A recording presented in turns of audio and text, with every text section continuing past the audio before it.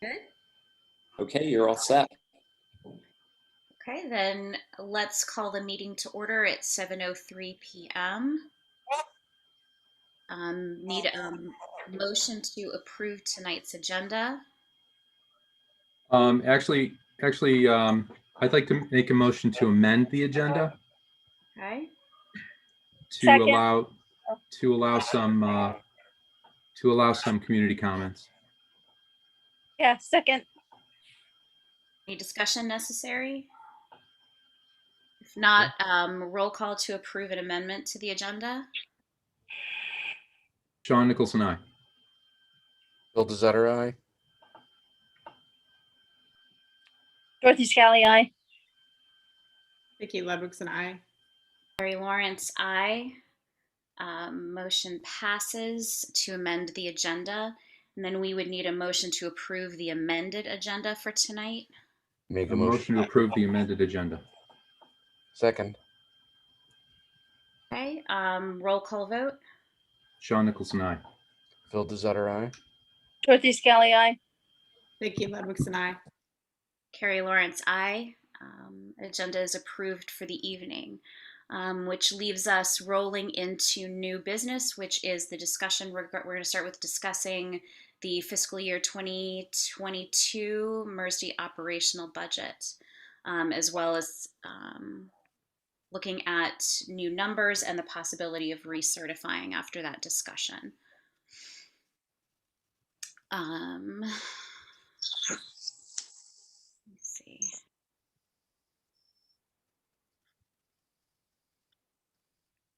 Sorry, my notes are a little bit all over the place tonight, folks. If anybody wants to get the discussion started, please feel free.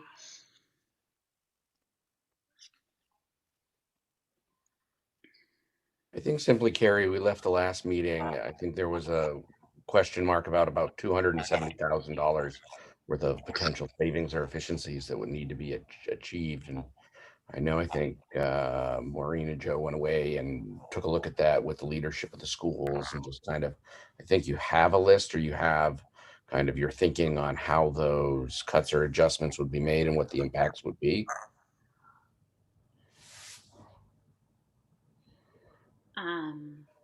Yeah, I have a list here of what it looks like the district leadership team talked about. I don't know if Joe or Maureen, if you want to talk about that, since you were part of those discussions, or I can share what was shared with me.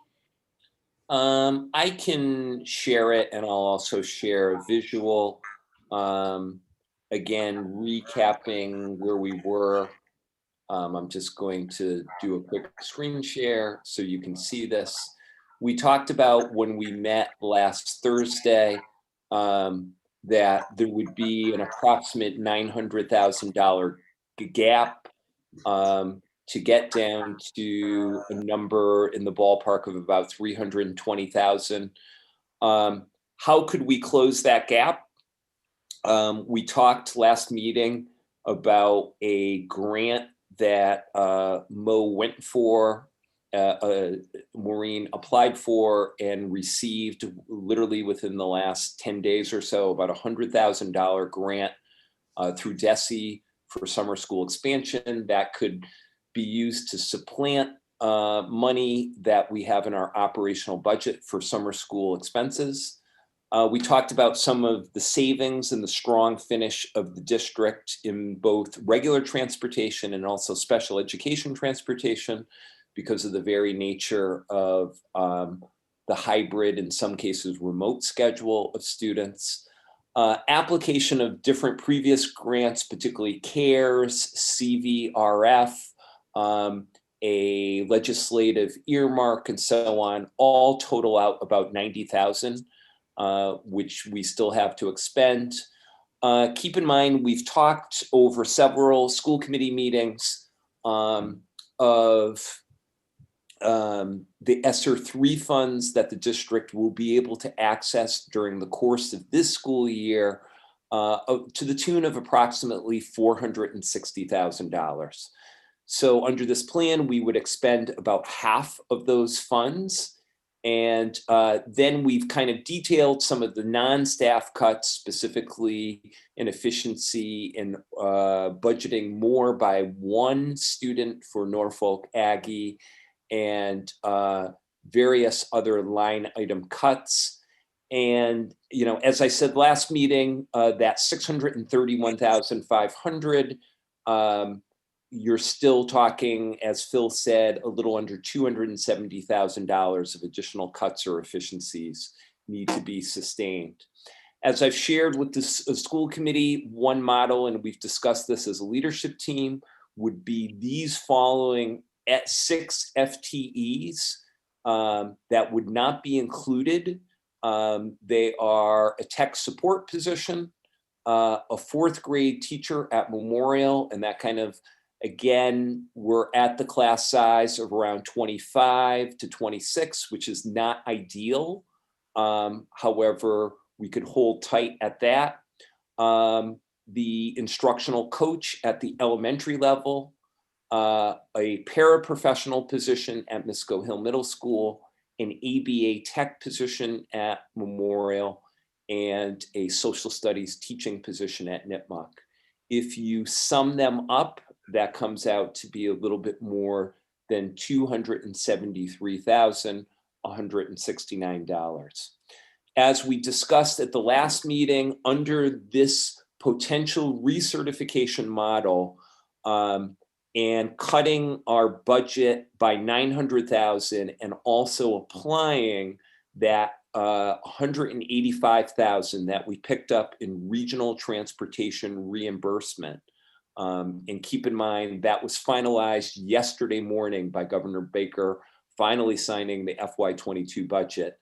The additional assessment for the town of Mendon would be an additional $320,593.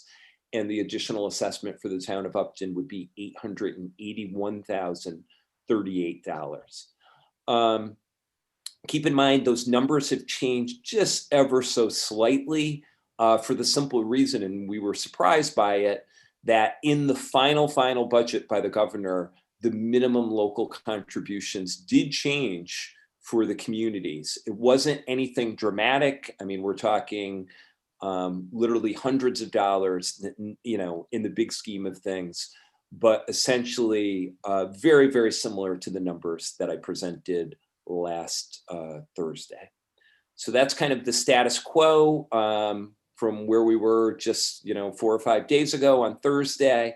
And part of the discussion around being less than level services and, you know, the school side and the town side, making some cuts to come up with a compromise so we can resolve this and get back to the business of preparing for a new school year.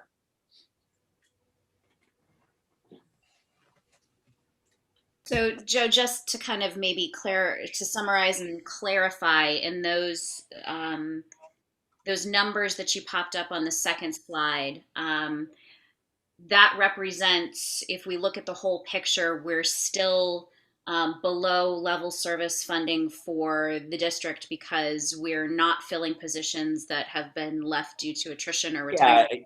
Yeah, that is exactly correct. Okay. Yes. And that it still keeps some of the priorities that we identified as a committee that the district needs to move forward following COVID. So the 2 adjustment counselors, it will restore the position at the high school for library media specialists so that we can keep the certificate, the qualifications at the high school. Absolutely. I think you just summarized it perfectly. It is about making the choices of what are the highest priorities based upon not only the conversation of this school committee, but also the conversation of the leadership team. Joe, can I ask you, you mentioned the impact of the not restoring the 4th grade teacher at Memorial. I think that was a retirement that you're not filling, if I have that correct. But in any event, so clearly the class size, but can you comment on the impact of the other positions? The social studies teacher at Nipmuc, I don't know if that's a cut that's not being restored, the para at MISCO, the ABA tech. I think what it What's the impact does on students? is a high school schedule is something unique, Vicky, and what it does is it adds to class sizes in certain places, and then it would also limit some of the electives that you typically might offer. So particularly for our upperclassmen, you know, we enjoy, I would say, a fairly robust selection of offerings, you know, courses like youth in the law, you know, and criminal justice and so on. You know, with one less FTE, you know, that would restrict your ability to offer some of that coursework. But again, this becomes, you know, a conversation around compromise, and it comes or a conversation around what are the high prioritized needs that, you know, we've consistently discussed, and we've talked about, you know, mental health and the priority, you know, going back pre-pandemic, if you guys recall, in the summer of 19, when we had that review done by an outside agency looking at our special services holistically. And if you guys recall, the number one recommendation was to do more with regard to counselors, to do more with regard to mental health. So again, this is a conversation around decision-making about what are those high leverage articles that we really need. And again, we've also talked about Nipmuc's accreditation status with the New England Association of Schools and Colleges and the imperative need for that library media specialist position. So again, nothing is perfect. And sometimes you need to get to a place where you make some very, very difficult decisions. But again, I think the piece that the committee needs to grapple with this evening is around making those decisions and coming to a compromise position and working to remedy this situation sooner rather than later.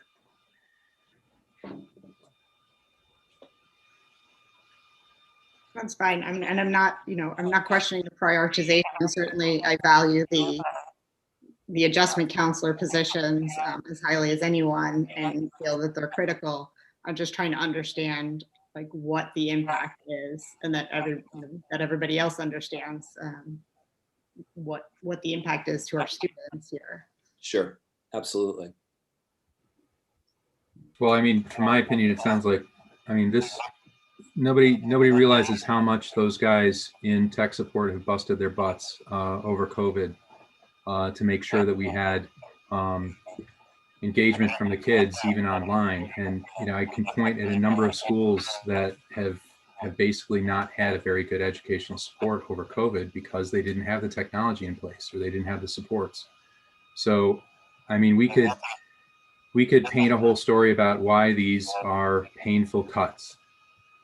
They don't feel very good. And honestly, you know, eliminating a social studies teacher from Nipmuc that to me is painful because I know that's going to interfere with a lot of the preparation for students in high school and how they develop through their lives. So it's very painful. Fourth grade teacher, 20, no, I'm not sure anybody appreciates having a class size of 26, what that really means in fourth grade. That's not that easy. So we've got to acknowledge that we're taking some hits here, and I just want to make sure that the administration and everybody in the teaching staff is prepared for this, prepared to pick up the slack.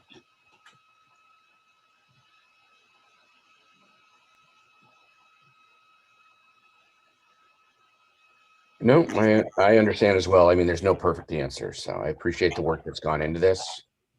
I guess, you know, ultimately, as we move forward, we're going to have to see what the impacts are and kind of how we live with those impacts moving forward as a community.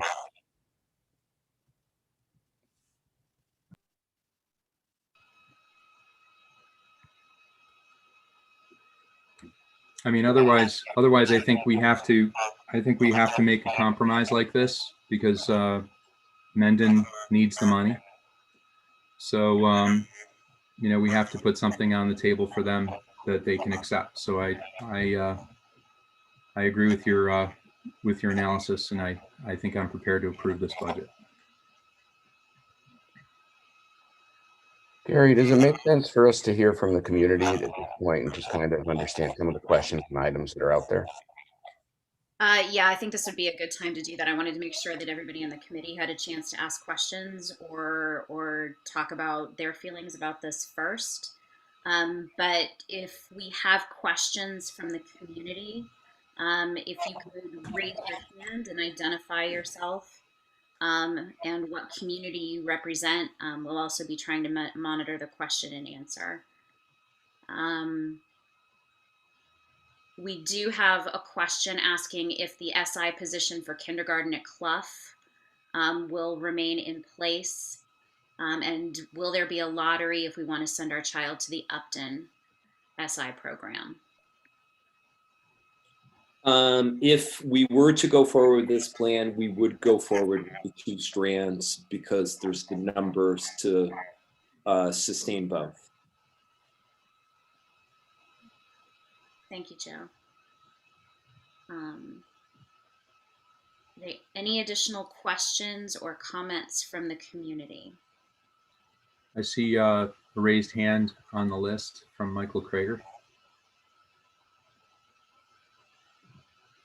Okay, I can't see that, so if somebody can.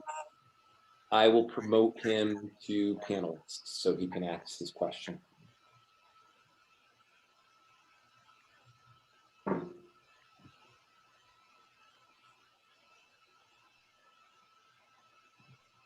There we go. Can you hear me? Yes, we can. Thank you, Michael. Yeah, I'm just wondering if the adjustment counselors, the funding for those, there's been articles posted about an excess funds that might be coming to school districts to cover things like re-entry and COVID-related items. I'm wondering if those positions are being paid for out of that type of funding. If you don't mind me, Carrie, answering this question, the short answer is the vision around ESSER 3, Michael, was to use those funding for a whole, there's a wide swath of how that could be used. I think the piece that,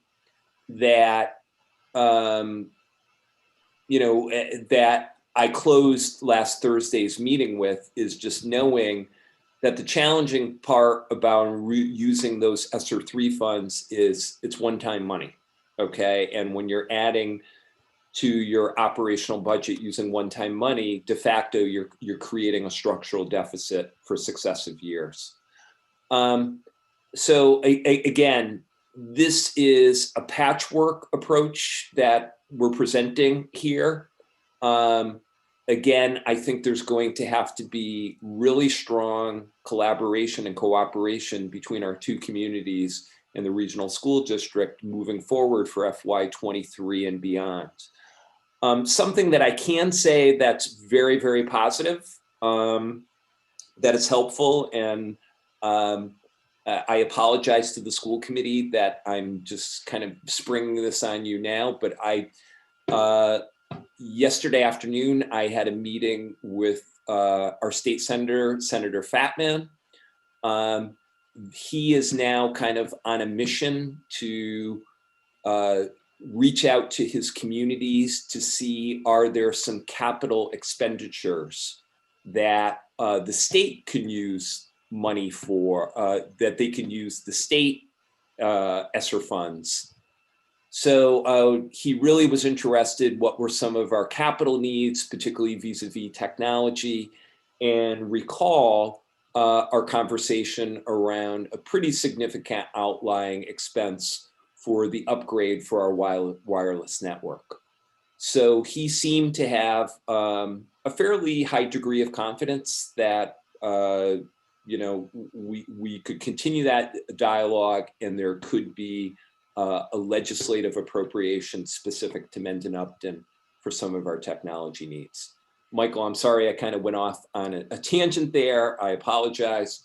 But I do think that that is a significant piece of, again, it's only one-time money, but it would be one-time money used for a capital upgrade.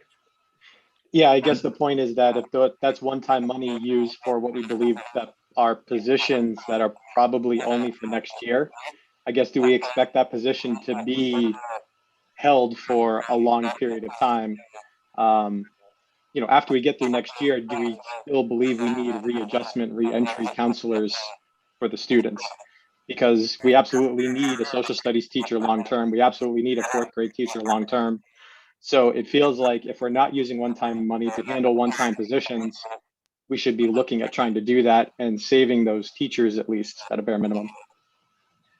So I'd love to try and answer that question for you a little bit, Michael. Just the adjustment counselor positions that we're looking for are to staff. The intention is to staff transition programs for students returning from long-term placements, including concussions, significant illnesses, and to help ease that transition back to school. It's become significantly more important to the student population because the rise of anxiety and the number of students who are having to miss substantial amounts of school in order to receive treatment. But it is a need that existed prior to COVID. It's something that I ran for the school committee based on, was the need for more mental health support in our community. And these are positions that will continue to be important after we have adjusted back from COVID, just to provide those kinds of supports. So if you think about the students who are having to go for mental health hospitalizations and are missing 2 months of school, these are the kinds of programs and the kinds of staff members that allow those students to come back to school in a way that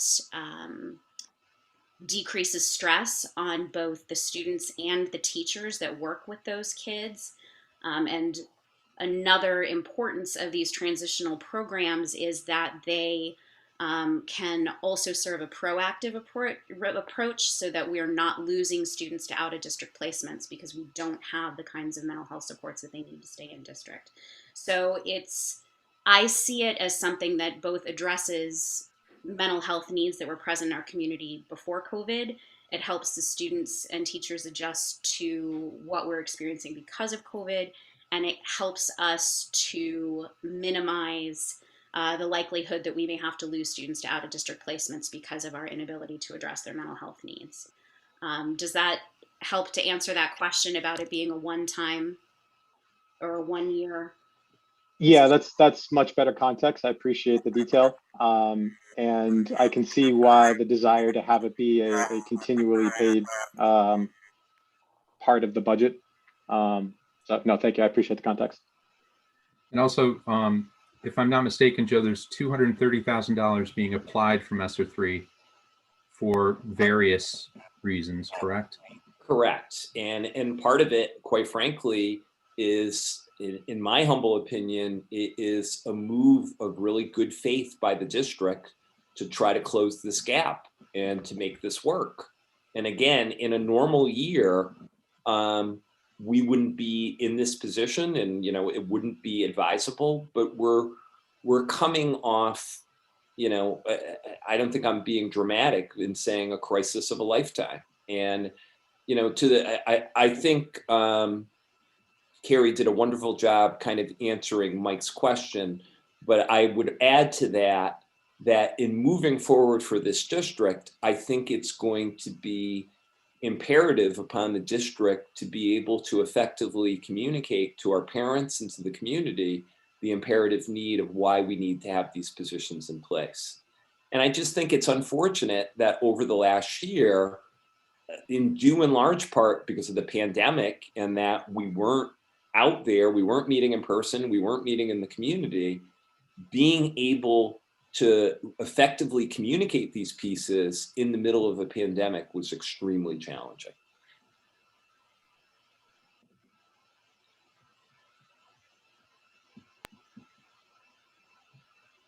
Okay, thank I you. did see Paul Flaherty's hand. up Yep. It at one was, and point. then it disappeared. Is it still up?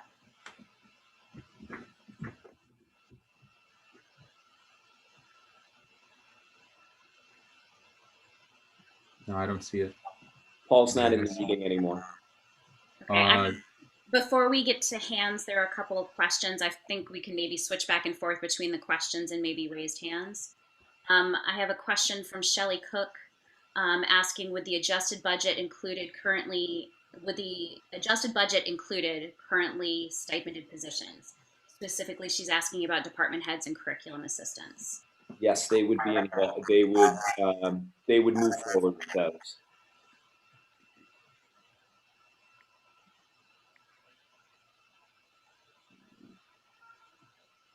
Okay, I'm not seeing any hands right now, so I'm going to go back to the next question. See, asking if the budget that we're discussing, this is if Mendon does not approve additional funding. This is coming from an anonymous attendee. We're actually discussing adjusting our budget request prior to having a joint town meeting because of some disagreements between Mendon and the school district in terms of funding. yeah, I think the question, I apologize if I'm getting this wrong, but I think the question is asking that is this the new budget that we're presenting forward for consideration during joint town meeting or special town meeting? And that's correct. If we certify that this evening, this is the budget that would be presented for approval at joint town meeting if it occurred. Right. And hopefully at special town meeting in Mendon, that they would then approve, crossing my fingers. Right. But Thanks. it also does require additional funds from Mendon Yes. from what they've approved already. Right. Well, they've proved nothing. Well, Let's be clear. I think that the point you're asking is it basically gives a number back to the Mendon Select Board to review and to look at to see how they could potentially fund per the conversations and the discussions that have happened in the past. And I think what's also important to note is that we're doing this in, without a firm commitment in either way about their ability to fund. So whether we go through a select board or a joint town meeting, I think will be kind of, we'll see how that process runs. But these new numbers are also because we have additional funding that, has become much clearer as we've gotten to the end of the year, whether it's around federal funds and what we can use them for, whether it's about the SPED and transportation components and so forth.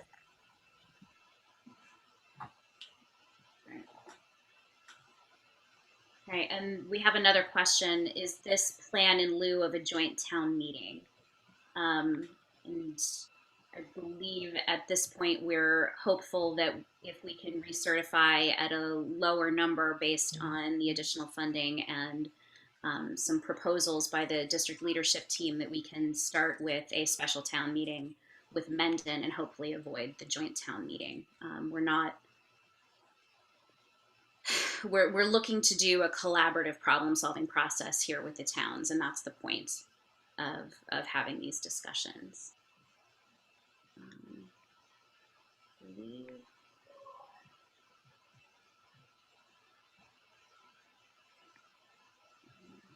Next question we have is, what is the timeline that the Mendon Selectmen have to respond to this new budget, and what would be the timeline if a joint meeting was needed?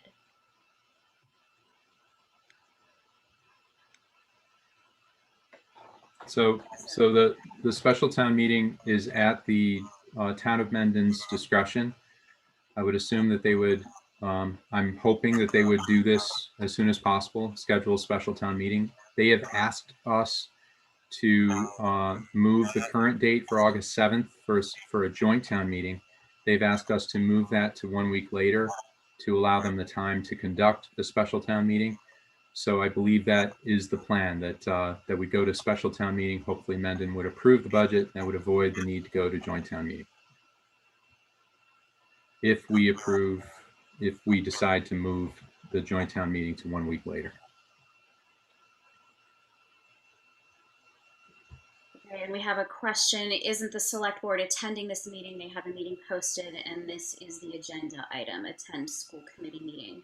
I did see that agenda as well, and they may be in attendance, but this was not scheduled to be a joint meeting. This is a school committee meeting.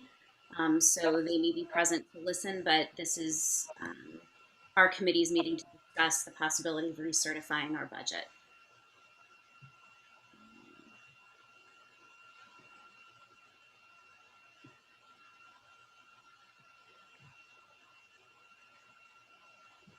But correct me if I'm wrong, they actually have a they actually have a meeting tomorrow in order to discuss and engage, and look at this topic in depth with the new numbers that we're putting out there. So I think more will come out of that meeting. A couple of times. Okay. I see that Mark Reel has his hand up. I will promote him to panelist. Thank you.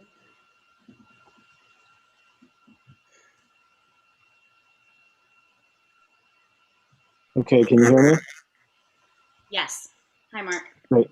I just wanted to provide some clarity on why we posted tonight. We were just concerned that we would all be listening and some of us may be speaking or providing opinion. And so we posted, but yes, our conversation in regards to what you folks decide this evening will be addressed at our meeting tomorrow evening. Thank you, Mark, for clarifying. Appreciate it.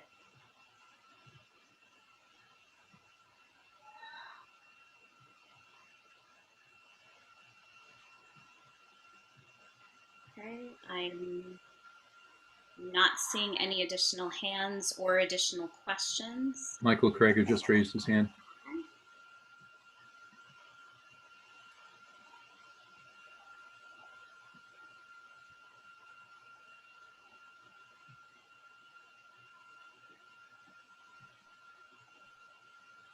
Yeah, so I guess at the Mendon, sorry, Mike Krager, Mendon, at the last Mendon Board of Selectmen meeting, there was a lot of discussion around a $150,000 number that Mendon was able to support. Do we have a plan from the school committee or from school leadership that would get us down to that 150,000 number? Should we need to get down to that position?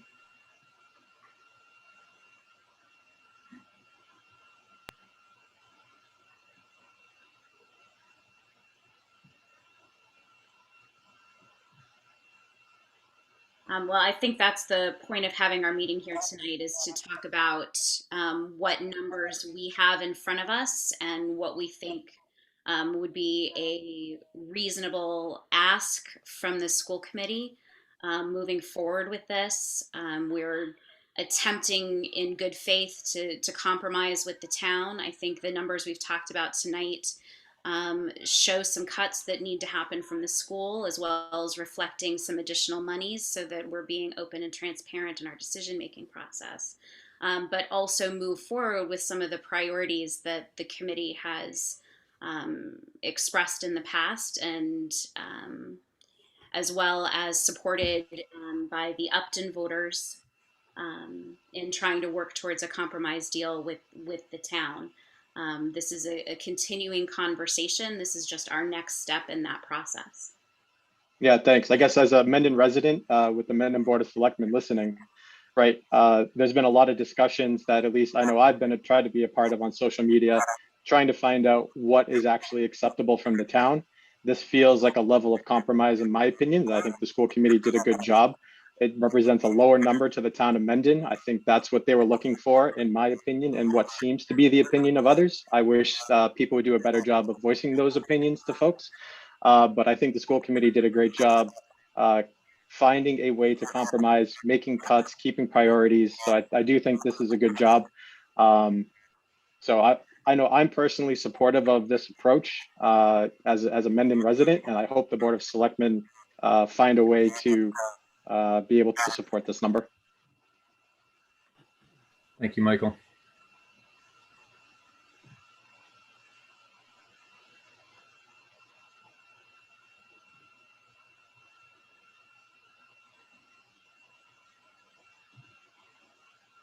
we have an additional question asking for specific numbers for children who've had concussions or were in professional mental health counseling who needed a mental health counselor at the school. I know I don't have exact numbers for that.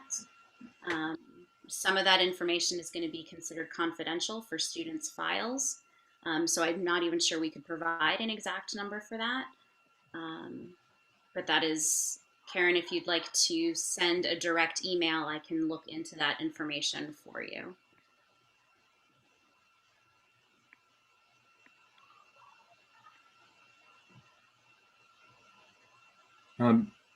I refer to Jay here. I think, Jay, we were talking about an increased volume of calls for assistance into the middle school.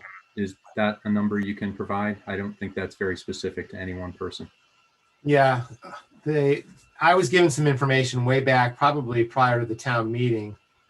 And it was basically about the number of times that students came to the counseling center for some type of issue. Not specific to what it was, but they were going there for something that was going wrong.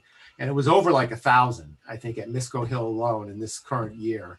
And that's in a hybrid model where you only have half the attendance. So there is the demand there for mental health services is much larger than I think people realize. And Maureen, I don't want to put you on the spot, but I know we got some survey data this year from the school and from the communities in regards to student mental health and adjustment. Is that something that you can speak to without being given time to prepare for that question? But I know we've gone over this in previous school committee meetings. I'd be happy to. I can also speak a little bit to the transition programs too, just in speaking to the staff members in the past year and the growth and development in the program. You'll have a range of some students who are coming off of the hospitalizations, as you had mentioned, Carrie, who would be in there for almost entire days and for a while, but you also have the monitoring of students as they enter back into the classroom or a part-time schedule, et cetera. And they're monitored by the staff and come and access that staff, which speaks to what Jay was talking about, the high frequency of the numbers. And so what we had found was that our current staff levels that we had of adjustment counselors with all of the other students in the building couldn't meet the needs of both groups to the degree that we needed to offer that. Additionally, with the Panorama survey data, we're able to identify certain trends, and heading into next year, that was baseline data last year, so we don't have comparative data from that. We will be administering that survey on well-being and social emotional learning competencies in the fall again, and then we'll be able to track and see, what we end up putting in place. We'll be able to monitor and assess that. But a piece of that program is we're going to have interventions and close monitoring of that data to see if what we're putting in place is working and to what degree that it is. And also, we've had just strong partnerships with external providers that have been supporting our work in developing these programs, and that's where a piece of we've identified the strong need for these adjustment counselors in that program. Thanks, Maureen. You do a nice job when we put you on the spot.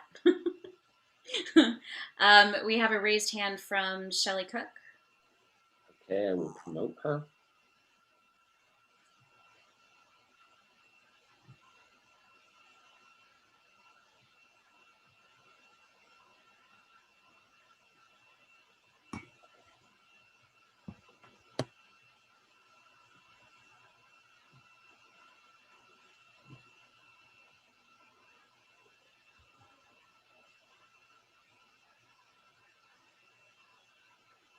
Hi, Shelley. Hi, sorry, I forgot to put my hand down earlier. Thank you. All right, thanks.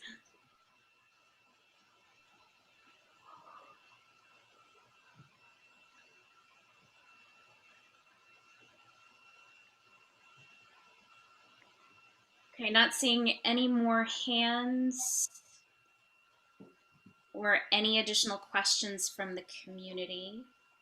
I think we need to come back, committee, and discuss whether or not we feel like we're ready to recertify based on the information that was presented tonight for the lower numbers that we talked about this evening. So I, for one, am ready to move forward. I'm willing to vote for this plan, given everything that we've talked about tonight and consideration beforehand. Yeah, I think I would echo Sean's comments. I think regardless of whether or not it's a Mendon special town meeting or a joint town meeting, and we're coming at it from a number of areas, and this is kind of the number we're going forward with. So the pieces that are there.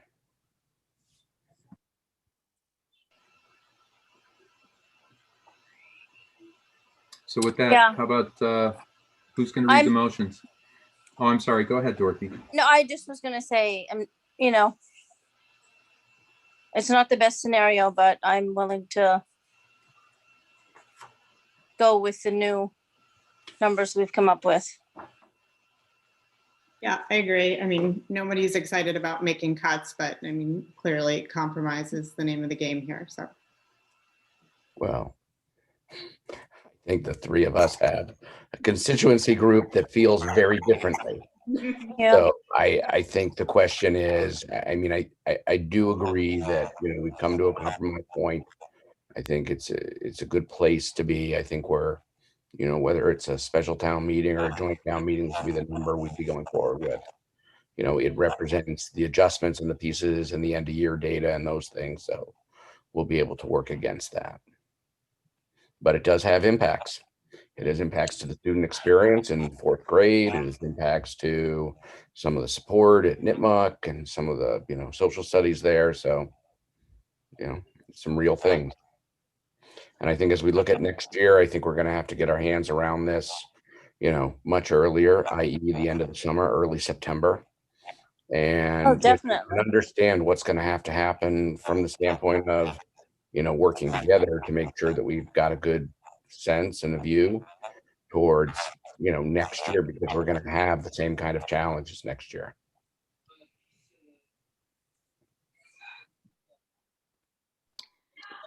Okay, then can I get a motion to recertify our budget?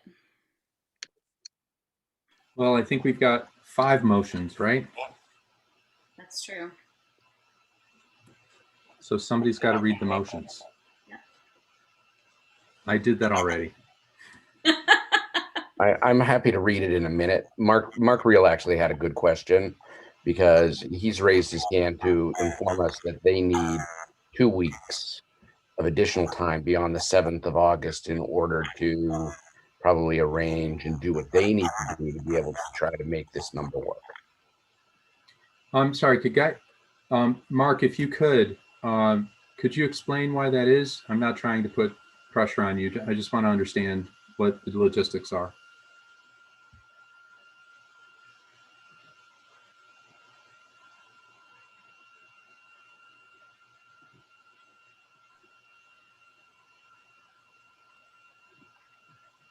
Yes. Can you hear me? Yep, we can. Okay, so I think that pushing it 1 week, we can probably do it, but I think it's very tight. We are without our executive assistant. And so this week, even though we may set the date tomorrow evening, we still have to get all the notifications out and all of that. And so I'm just we're just a little concerned about the turnaround, and are wanting to make sure that we have enough time to get it done and to notify the public efficiently and effectively. So I think we also understand that any further than even the 7th for the school is a challenge, but the extra 2 weeks would really be helpful. Can we go 10 days, or, I mean, we're really trying to accommodate you guys. But yeah, I mean, so 10 days brings us to let's see, it's middle of the 18th. Yeah, 10 days will make it not a weekend day for us, Sean. So I think what Mark is just trying to do is work in blocks of 7 days, which I understand. Yeah. Right. And honestly, I mean, I know that you've all talked about the date, and there is no good date, right? But I mean, a weekend summer weekend day to me is going to really limit your attendance. I know that we all don't want to have a joint town meeting, but should it come to that, I mean, I don't think the Board of Selectmen and Mendon are going to schedule a weekend meeting anyway. So Yeah, there have been. I mean, I've got a lot of suggestions to move it to a weekday after we decided to move it to a weekend. And also, I'm thinking a full 2 weeks beyond August 7th really starts to put constraints on what we can accomplish. And I mean, we're leaving essentially 2 weeks before the school year starts. So we're not going to have an understanding of whether we can even hire the positions we need at that point. We're going to be without positions no matter what. So it's really, we're squeezing time in a big way here. So, right. you know, is it, I don't know what to say at this point. Is there something we can do about accommodating the town of Mendon?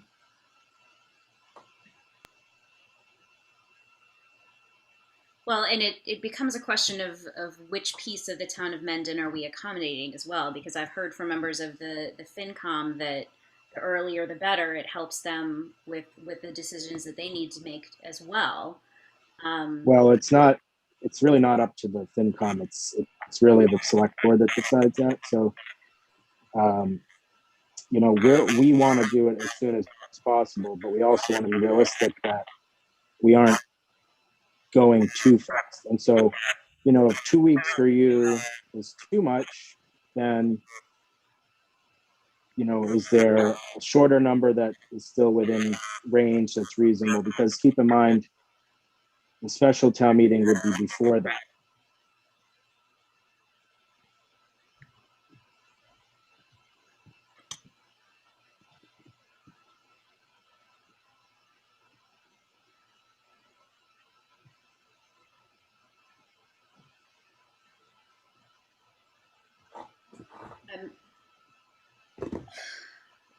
How important do we feel like it is to have it on a weekend, I guess would be the question.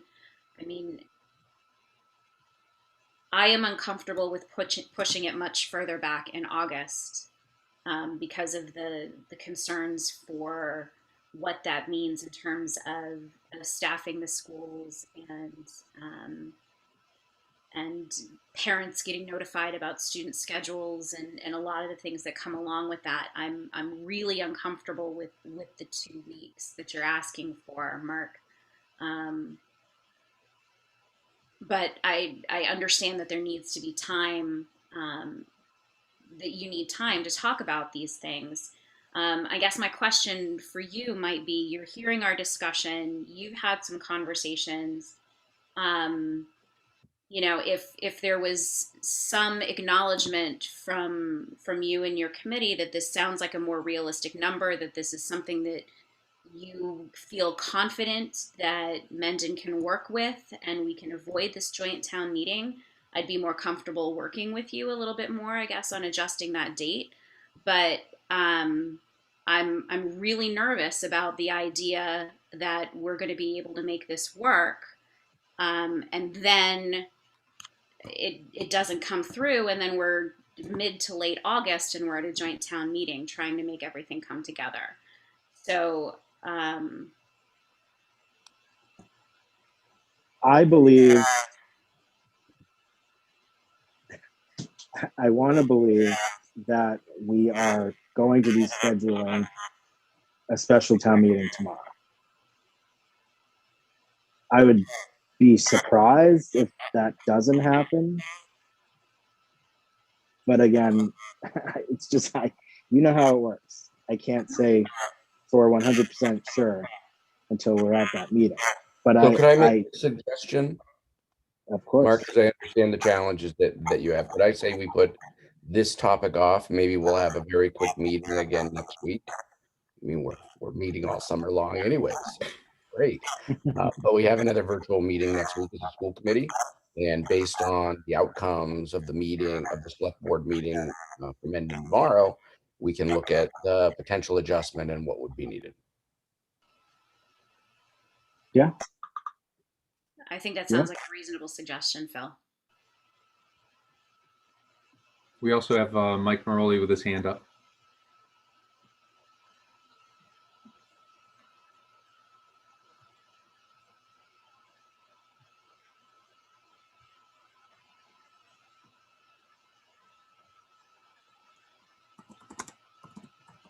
Hi, Mike.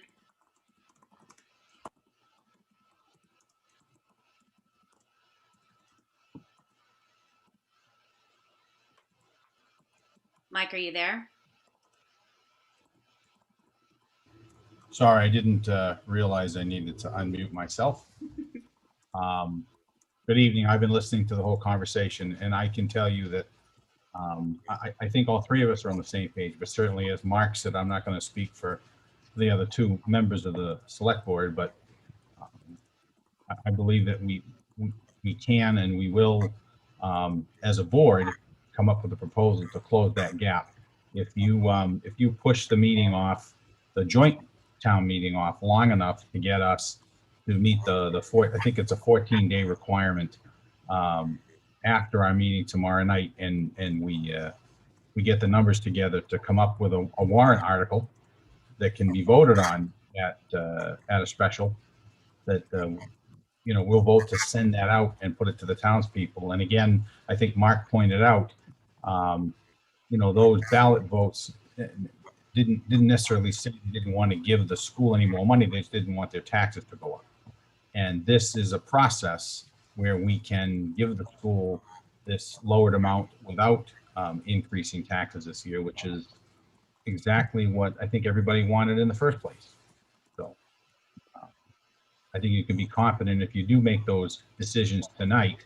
I think it would give us a great deal of certainty. And again, you've heard from at least two of the three members that we're committed to making this work. So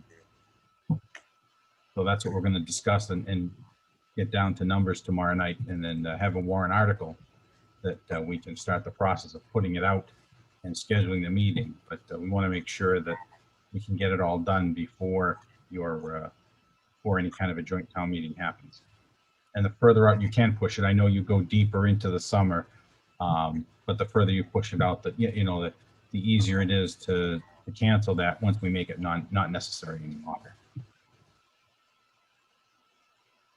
So in your thought, Mike, real quick, if you're to be able to meet and come together and talk about it, I know you can't commit to this, but you're thinking of a date for a special town meeting would be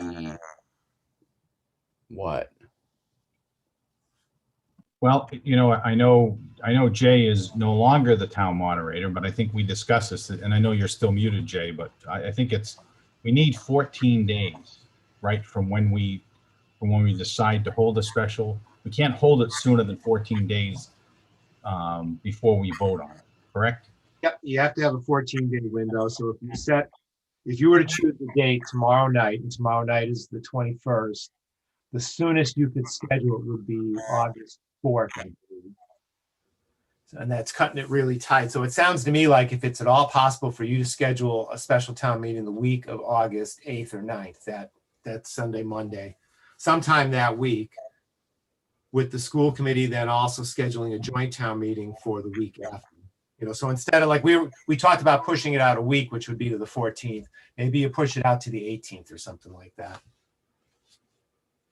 I mean, it still pushes it back. It still makes it difficult to post for positions if you're trying to bring people on, but I think it's the best you're going to be able to do, because we're already, it's already the 20th of July here. And I understand there's some logistics that have to happen on the town side, and hopefully those things can get accomplished. If we at the school can help you in any of that, we would. But if we run a fast process, I mean, if you run the process to what you're saying, we could theoretically have the special town meeting on the 4th. We could keep the joint town meeting on the 7th. And then we're kind of, we're getting this all resolved within literally that first week of August. Well, so just keep in mind, if you still wanted to stick with the 7th for a joint town meeting, you need to post a warrant for that this week, because you need 14 days as well, and you've got to publish a warrant, put it in the paper, post it at various places. There's a And lot that's not going to happen. What's that, Mark? I said that's just not going to happen this week, and that's the problem. Well, I'm talking about if the school committee wants to special schedule. Yeah, right.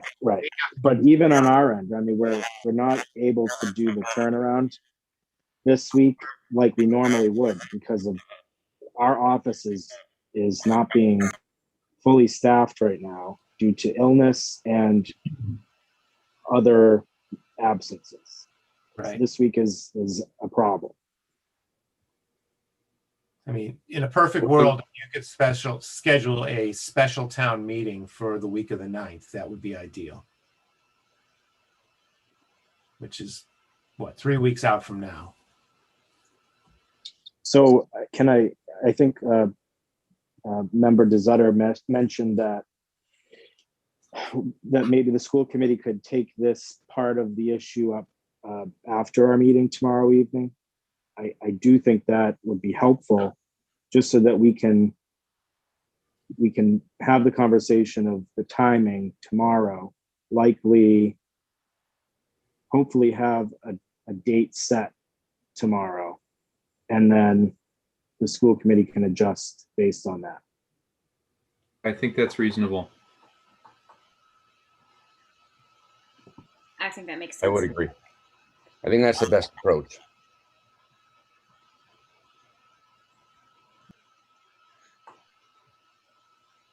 Okay, so then can we move forward with our motions for the recertification?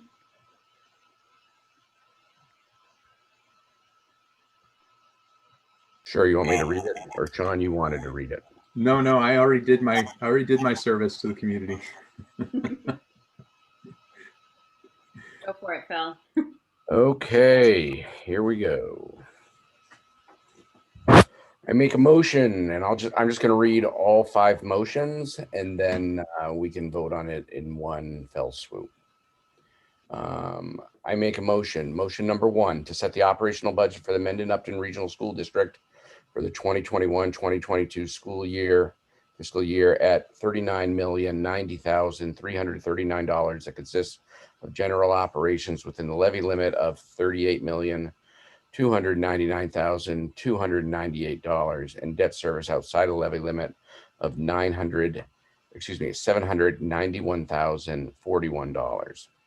Motion 2, to assess the town of Mendon $10,921,477 that consists of the following: minimum local contribution $7,697,151, non-discretionary charges $895,531, discretionary charges $1,943,690, long-term debt Clough Memorial School $314,941, long-term debt Misco Green Repair $70,164.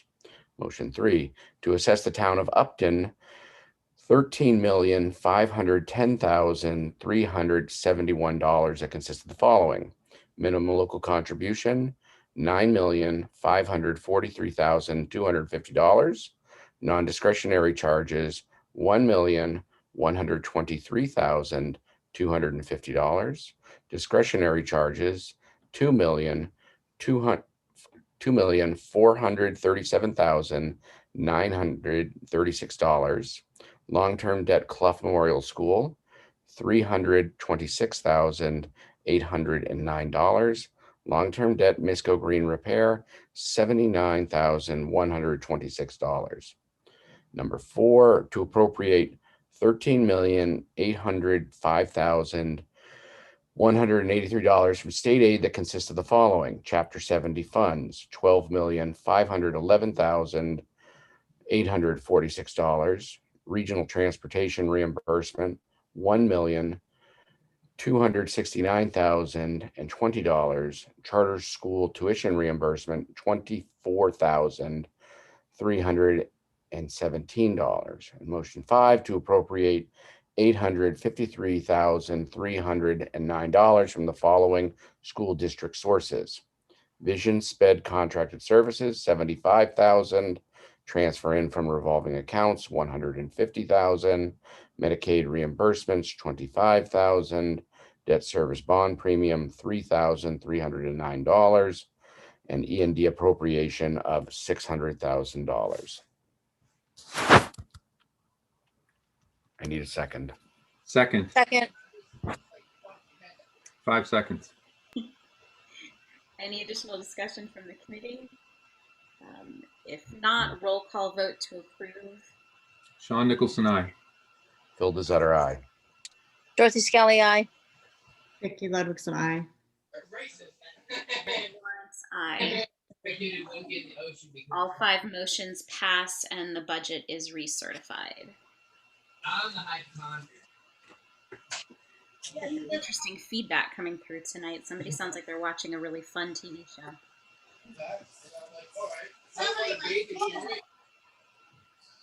Okay, so we have no further agenda items for tonight.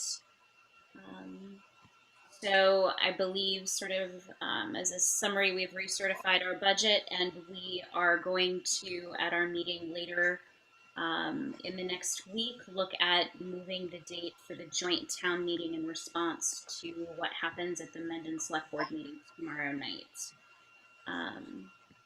Without any further things that we need to cover, I guess we can go ahead and take a motion for adjournment. Motion to adjourn. Second. Okay, roll call vote. Sean Nicholson, aye. Phil Desutter, aye. Dorothy Scully, aye. Vicky Ludwigson, aye. Mary Lawrence, aye. The meeting is adjourned at 8:04 p.m.